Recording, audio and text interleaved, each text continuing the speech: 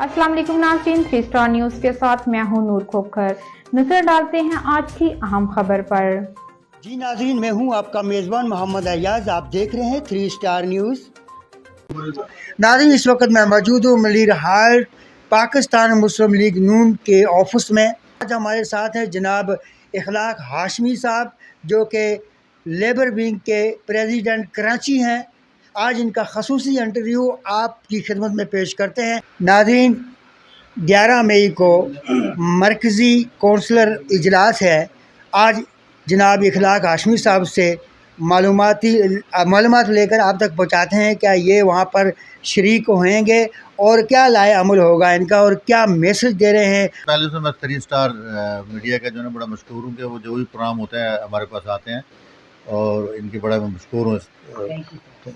और मैं ये बताऊँ कि 11 मई 2024 को मॉडल टाउन हमारा जो मरकज़ी ऑफिस है वहाँ पर इजलास है हमारा मरकज़ी कौंसिल का।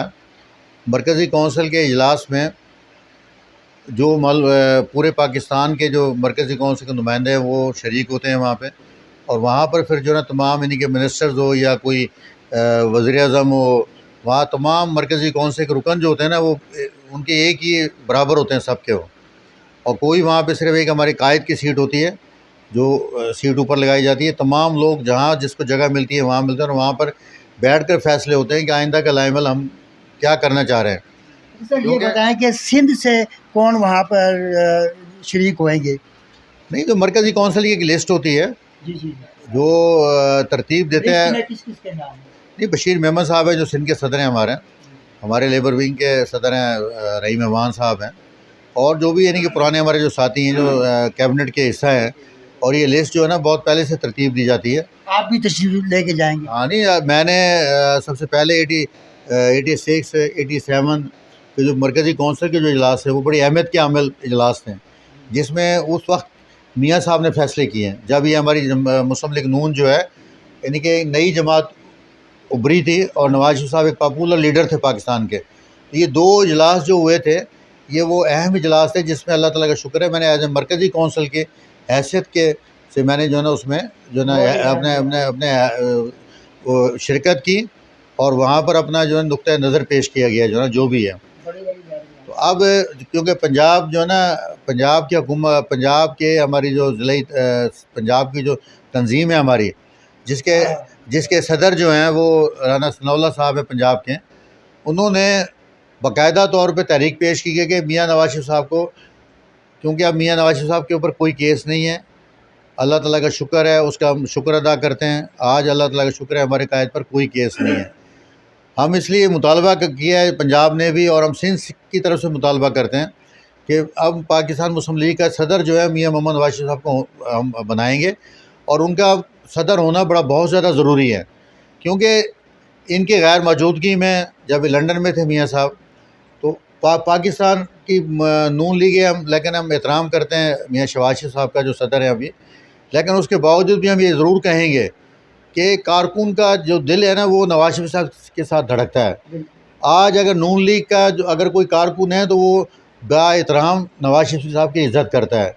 तो इसलिए अब नवाज शरीफ साहब को सदर होना चाहिए ताकि, और मैं उनसे ये भी कहूँगा कि वो इंशाल्लाह जल्द एक प्रोग्राम तरतीब दें और चारों सूबों के अंदर गिलगित के अंदर आज़ाद कश्मीर में अपने प्रोग्राम तरतीब दें और कारकुनों से मुलाकात करें ताकि पाकिस्तान की सबसे बड़ी जमात जो थी वो दोबारा बने जमात और चारों सूबों में हमारी हुकूमत हो। अल्लाह ताला का शुक्र है लोग मोहब्बत करते हैं। जो काम मियाँ नवाज शरीफ साहब ने किए हैं आज तक कोई भी नहीं कर सका। आज अगर मोटरवेज़ हैं तो वो नवाज शरीफ साहब ने बनाए हैं। आज अगर कराची की दहशत गर्दी ख़त्म की है तो नवाज शरीफ ने ख़त्म की है। अगर लोड शेडिंग ख़त्म की है तो नवाज शरीफ साहब ने ख़त्म की है। उस वक्त का डॉलर कितने का था, पेट्रोल की कीमत कितनी थी, रोटी की कीमत कितनी थी, दालों की कीमत कितनी थी, नहीं गैस की यूनिट की कीमत कितनी थी और बिजली के यूनिट की कीमत कितनी थी। आज आप ये दिखाएंगे ज़मीन आसमान का फ़र्क है। अब कोई अगर ये शख्स चाहता है, कोई शख्स अगर कहता है कि नहीं जी नून लीग की 16 महीने हुकूमत रही, तो मैं उसे सिर्फ ये जवाब दूंगा कि पाकिस्तान इस जो मियाँ नवाज शरीफ ने आपने दहशत गर्दी ख़त्म की اس کے بعد لوڈ شیڈنگ ختم کی، اس کے بعد ہمارے کچھ لوگوں کو پسند نہیں آیا پاکستان کو ترقی کرتے ہوئے، دیکھ نہیں سکے وہ، کیونکہ ہمارے کچھ لوگ باہر کی طاقتوں کے ایجنٹ ہیں یہاں پر. انہوں نے میاں نواز، جو اس میں عدلیہ بھی شامل تھے، اور میاں نواز شریف کے اوپر ایک جو نا کہ بیٹے کی تنخواہ نہ لینے کا الزام لگا کر انہیں وزارت عظمیٰ کی سیٹ سے ہٹایا گیا، اور پاکستان کا جو ترقی کا سفر تھا وہاں رک گیا. اور اس کے بعد ایک یہودیوں کو پالا ہوا ایک شخص جو ڈاکٹر اسرار نے اور جو حکیم سعید نے اپنی کتابوں میں لکھا کہ ایک کھلاڑی ہوگا جس کا نام عمران خان ہوگا، اسے یہودی تیار کریں گے اور پاکستان میں لایا جائے گا اور یہودیوں کے ایجنڈے پر عمل درآمد کیا جائے گا.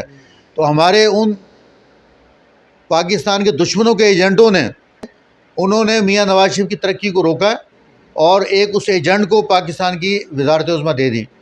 اس 3.5 سال کے اندر جو پاکستان کی تباہی ہوئی، یعنی کہ 75 سال کا جو قرضہ جو ہے نا وہ ایک طرف اور اس کا قرضہ ایک طرف، ایک کوئی پروجیکٹ نہیں لگا سکے، کوئی پاور پلانٹ نہیں لا سکے، یہاں تک کہ ان پاور پلانٹ کو بند کر دیا گیا. یہاں تک کہ گوادر کا جو پورٹ ہے اس کی جو مٹی نکالی ہے اس وہ کام روک دیا گیا. قاسم پورٹ کا، اور ایک اور میں آج آپ کو بتاتا چلوں، قاسم پورٹ جب میاں نواز شریف صاحب نے حکومت سنبھالی تو قاسم پورٹ کے اثاثے جو ہے نا اس ٹائم 11 ارب تھے. ہم میاں نواز شریف صاحب نے آتی وزارت عظمیٰ کے دور میں NLG کا اس میں لگایا ٹرمینل. آج پاکستان قاسم پورٹ کے جو اثاثے ہیں 200 ارب ڈالر ہے وہ. تو یہ معمولی باتیں نہیں ہیں، کہہ دینا تو بڑا آسان ہے. بالکل سر، ایک سوال میرے ذہن میں آ رہا ہے. ماشاءاللہ آپ پورٹ قاسم ورکرز یونین کے چیئرمین بھی ہیں اس وقت. آپ یہ بتائیں کہ پورٹ قاسم یونین جو ورکرز یونین ہے وہاں پر آپ کیا لائے عمل لا رہے ہیں، اور کیا وہاں پر جو اس وقت مزدوروں کے اوپر جو ستیلی ماں جیسا سلوک ہو رہا ہے تو اس کے بارے میں ذرا بتائیے گا. دیکھیے بات یہ ہے کہ ہم نے تمام تر جو چیزیں اور تمام تر ڈاکومنٹ جو ہیں وہ ہم نے کل پرسوں انشاءاللہ میں بھیج رہا ہوں شہباز شریف صاحب کو قاسم پورٹ کے حوالے سے. جو وہاں کرپشن ہے، جو وہاں کرپشن ہو رہی ہے اور جو لوگ اس میں کرپشن میں ملوث ہیں، ان کے تمام ڈاکومنٹس، تمام چیزیں ہم اپنے پرائم منسٹر کو بھیج رہے ہیں. اور میں 11 تاریخ کو یہ کاپی نواز شریف صاحب کو بھی دوں گا، اور انہیں میں کہوں گا کہ جس کا ترقی کا جو سفر آپ نے شروع کیا تھا قاسم پورٹ کے اندر، اس میں اگر یہ کرپشن اگر آپ ختم کرائیں گے تو یہ ترقی کا سفر آگے بڑھے گا. اور وہاں پر جو ایک یک طرفہ جو 15 سال ہمارا منسٹر نہیں تھا وہاں پہ، 15 سال تک ایک ہی لوگوں کو وہاں نوازا گیا اور تمام قوموں کو جو ہے نظر انداز وہاں کیا گیا. جو ہے نا میں یہ بھی پھر کہوں گا کہ جی اب جو بھرتی آئی ہوئی ہے فوری طور پر پابندی لگائی جائے، اور وہ بھرتی پاکستان کے تمام لوگوں کو بھرتی کیا جائے. اس میں وہ کسی بھی صوبے سے تعلق رکھتا ہے. قاسم پورٹ کیونکہ پاکستان کا قاسم پورٹ ہے، اس میں بھرتی کے اوپر کوئی ڈومیسائلس کی پابندی نہ لگائی جائے، اس میں میرٹ کے اوپر بھرتی کی جائے. اور یہ انشاءاللہ ہم قاسم پورٹ سے کرپشن بھی ختم کریں گے اور جو مزدوروں کا جو حق ہے. اور انشاءاللہ آئندہ ہماری جو ورکر لیگ ہے وہ انشاءاللہ CBA بنے گی، اور CBA بن کے انشاءاللہ مزدوروں کو اس کا حق دلائے گی. جو نا بالکل سر، آپ یونین کی جو چارٹ آف ڈیمانڈ ہے اس میں آپ سن کوٹا بھی رکھیں گے؟ نہیں، سن کوٹے کا سب سے پہلا ہمارا جو نمبر 1 جو ایجنڈا ہے وہ یہ ہے کہ اگر کوئی قاسم پورٹ میں کوئی شخص اگر فوت ہو جاتا ہے تو اسے فوری طور پہ اس کے بیٹے کو یا اس کے لوائقین میں کسی کو بھی جو ہے نا بھرتی کیا جائے. ایک اور میں بتا دوں کہ قاسم پورٹ میں سب سے زیادہ جو کرپشن ہے نا وہ آپریشن کے اندر ہے. وہ آپریشن کے اندر ہے، ٹھیکوں کے اندر ہے. کیونکہ آپریشنس کے اندر جو جہاز آگے لگتے ہیں نا قاسم پورٹ پہ، ان جہازوں کو جو برتھیں دی جاتی ہیں اس کے اندر بہت بڑا ایک لمبا سسٹم ہے. یعنی کہ قاسم پورٹ کی اگر ایک ایک چیز کو اٹھایا جائے نا تو جو آئل نکلتا ہے، جو گٹر سے آئل نکلتا ہے، یعنی کہ بہت زیادہ اس میں کرپشن ہے. اور انشاءاللہ ان کرپشن کو ہم روکیں گے. اور آخری لاسٹ آپ سے سوال ہے کہ پاکستان اسٹیل ملز جو کہ کسی دور میں بڑی عروج پہ تھی، اور وہ پاکستان کی ریڑھ کی ہڈی، اور التوارکیہ اسٹیل مل، ان دونوں جو کارخانے ہیں ان کے بارے میں آپ کے کیا لائے عمل ہے؟ کیا یہ بھی آپ منسٹر صاحب کے آگے رکھیں گے؟ دیکھیں، اسٹیل مل کا جو ایک پلانٹ ہے جو رشین نے لگایا تھا وہ پلانٹ ڈیمیج ہو چکا ہے جو نا، اور کافی تعداد میں لوگ جو ہے نا وہ اپنے پینشن یا اپنے پیمنٹ لے کے نا بقایا جات لے کے گھروں میں بیٹھ چلے گئے.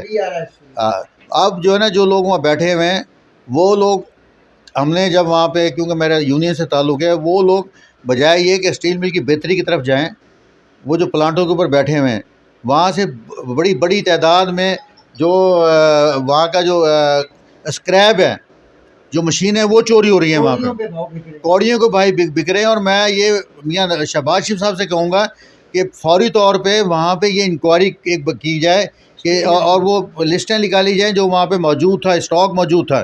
وہاں بڑی جدید قسم کی پلیٹیں موجود تھیں، وہ ابھی وہاں پر نہیں ہیں، وہ کوڑیوں کے بھاؤ بیچی گئی ہیں. اور میں یہ بھی کہوں گا کہ جو باقی جو لوگ رہ گئے ہیں انہیں دوسرے محکموں میں ایڈجسٹ کیا جائے، کیونکہ دیکھیں پاکستان کی عوام کا جو پیسہ ہے جو اربوں خربوں روپے کے اندر وہ تنخواہوں پہ چلا جاتا ہے. جو بند یونٹ ہے اس میں کافی لوگ کہتے ہیں لیکن ہم کسی کی جو ہے نا مزدور کے خلاف بات نہیں کرتے. ہم کہتے ہیں ہم پہلے یہ کہتے ہیں کہ اس مزدور کو جو ہے نا دوسرے محکموں میں ایڈجسٹ کیا جائے، اسے بے روزگار نہ کیا جائے. لیکن ایسے محکمے جو پاکستان کی عوام کا جو ٹیکس ہے وہ اربوں خربوں روپے میں جو ان کا استعمال کیا جا رہا ہے اسے ہم کہتے ہیں کہ روکا جائے، تاکہ وہ پیسہ جو ہے نا عوام پر استعمال ہو جو نا. یہ تھے جناب اخلاق ہاشمی صاحب، لیبر ونگ کے پریزیڈنٹ کراچی. اور لیبر ونگ سے یعنی لیبر مزدور جو ہیں ان سے ان کا گہرا تعلق ہے اور عرصہ دراز سے یہ مزدوروں کی خدمت کرتے ہیں بے لانس ہو کر. اسی کے ساتھ میں آپ سے اجازت چاہتا ہوں. آپ کا میزبان محمد ایاز خان. پاکستان زندہ باد، پاک آرمی زندہ باد. اللہ نگہبان. مزید خبریں اور اپڈیٹس جاننے کے لیے وزٹ کریں اور سبسکرائب کریں 3 اسٹار نیوز HD.